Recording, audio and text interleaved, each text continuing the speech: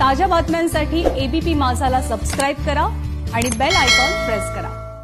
कोरोनामुळे गेले 7 महिने मंदिरं बंद असल्याने साईबाबा संस्थानच्या दानपेटीमध्ये मोठी घट बघायला मिळाली। मात्र आता साई मंदिर खुलं होताच 9 दिवसात साईंच्या दानपेटीमध्ये कोट्यवधींचं दान जमा झालंय।